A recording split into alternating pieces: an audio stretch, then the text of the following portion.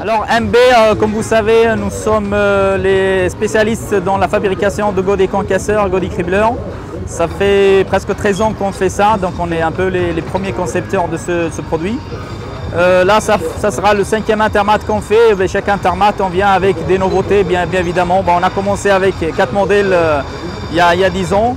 Et maintenant, on arrive avec une gamme qui est très large. Donc, on a élargi la gamme pour couvrir un peu tous les besoins de la clientèle, du petit entrepreneur arrivant au grand entrepreneur. Donc, toujours dans les domaines du concassage, recyclage, dans la démolition, terrassement, voirie et paysagiste. Donc là en démonstration, on a le milieu de gamme qui est en fait le produit phare de MB, c'est le BF90 que vous voyez sur cette pelle de 25 tonnes.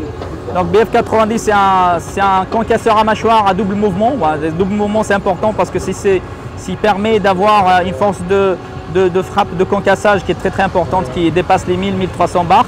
Donc c'est le brevet MB qui est important. Et après derrière on a un godet cribleur, un MBS18 qui est équipé sur toujours une 25 tonnes. Disons que les deux sont complémentaires sur un chantier, on peut sortir de faire du recyclage complet sur un chantier pour éviter tout ce qui est décharge, tout ce qui est frais de transport pour les entrepreneurs, c'est très important, surtout dans une conjoncture où les prix font la différence. Donc l'entrepreneur qui arrive à faire des économies, à optimiser leurs coûts de chantier, c'est lui qui va s'en sortir. Et bien les outils MB, ça sert surtout à ça. Après vous avez la petite gamme, c'est pour les petits chantiers, surtout pour les maçons, des constructeurs, ceux qui font de la démolition intérieure.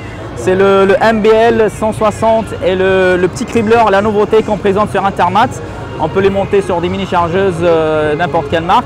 Et ça aussi, ça permet dans une quantité mineure, mais toujours de faire de la valorisation sur place et toujours éviter tout ce qui est en fait, le circuit de recyclage qui devient de plus en plus lourd pour les entrepreneurs.